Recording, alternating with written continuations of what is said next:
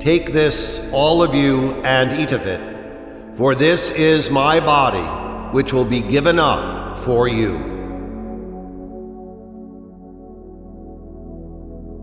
Take this, all of you, and drink from it, for this is the chalice of my blood, the blood of the new and eternal covenant, which will be poured out for you and for many, for the forgiveness of sins.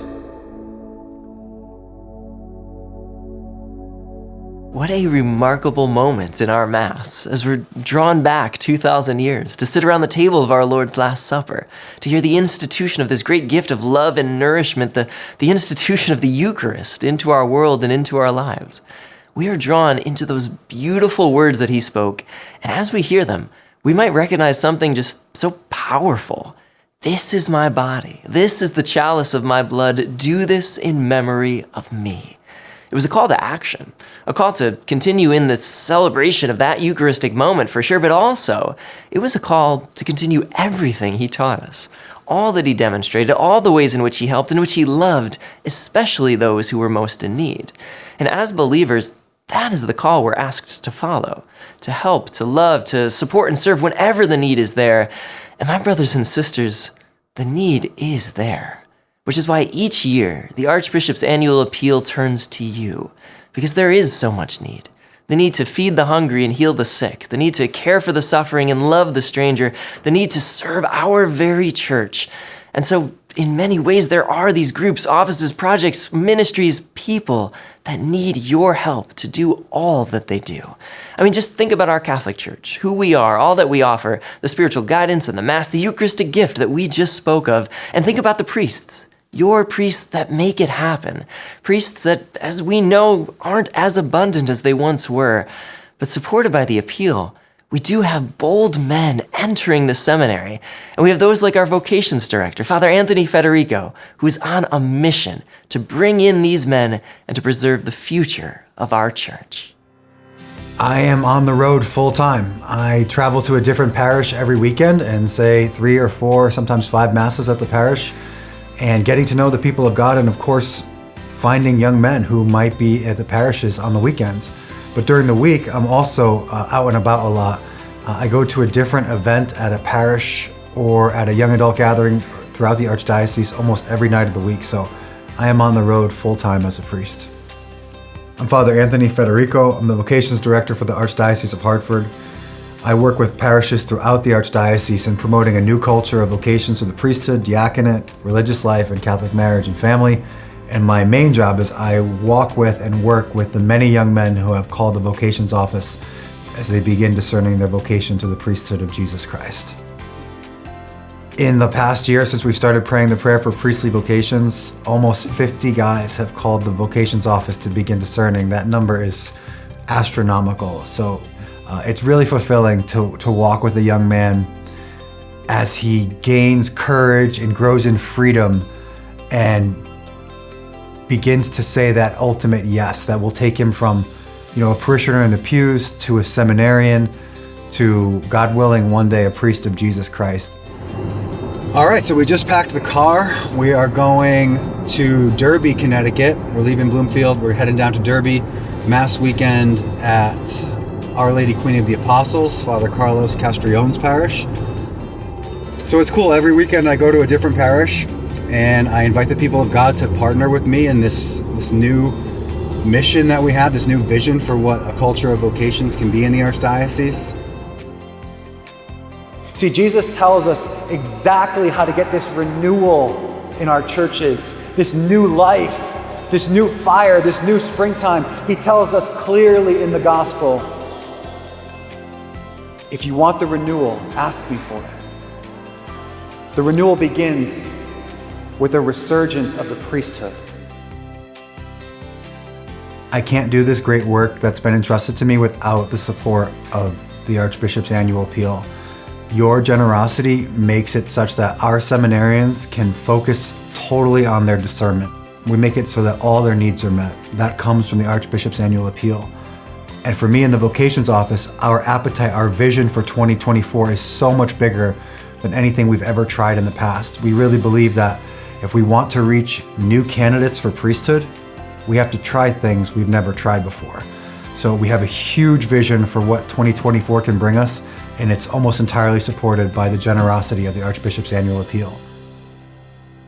The work he's doing is awesome, and supporting the annual appeal is a huge piece in helping make that great work happen day in and day out. Much like the great work being done in so many towns, so many places throughout this archdiocese. Whether it's food, shelter, medical care, whatever need there is, we see men and women just doing it. And we want to help them. We want to help places like the Malta House of Care and the McCall Center for Behavioral Health, Food Share and Carolyn's Place and the Police Activities League and Birthright and Interval House and Wellmore and Mary's Place and just so many, too many to list. So many places that are helping. So many places that are, well, they're places that are doing the work of saving lives. Work like what's being done in many different food pantries and kitchens in our towns. Places like the community dining room in Brantford. Now, this is a place that for nearly 40 years has provided healthy, delicious meals to those who otherwise might not eat. And they do it offering a dignified place where individuals and families can feel comfortable and can eat as brothers and sisters, as a community together. I wound up with congestive heart failure in 2015, and I had to quit work. And I would never think that food would have been something that I would need some assistance with. I was too proud to go to food pantries, but someone says, if you're out of food, you can't afford it, what's first? Keep your lights on, or keep a roof over your head. I says, well, okay. What was gold was someone led me on to the community dining room. I came here and the meals that they serve are great. They have a tendency to be very respectful to whoever comes through the door. And since I don't have any family besides Nico, I said, well, it got to a point where after I'd been here a while, they became my extended family. They're very caring. If I don't show up for a few days, I'll get a call. How are you? Are you okay? We miss you. And, to a point where you feel that people are sincere. They miss you. They look forward to seeing you. The food is good. The price is right. You don't pay for it. It's very comforting that you have a place to go.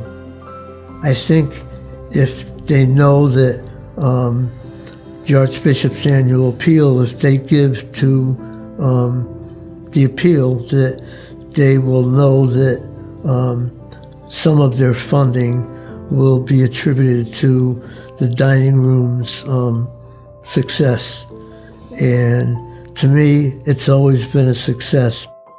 I'm here because I needed help, and they give you the help as far as feeding you. And, people don't think one meal a day doesn't help. It absolutely does. Whether it's feeding the hungry, caring for the sick, raising up those in need, supporting our church, or whatever acts of mercy and love you're hoping to provide, I'll be honest, I cannot think of a better way than the Archbishop's annual appeal to cover so many needs. And yeah, I know I'm the priest on screen talking about the appeal, I have to say that. But really, what better way is there to help provide for such a variety of good and holy work? And so again this year, we invite you.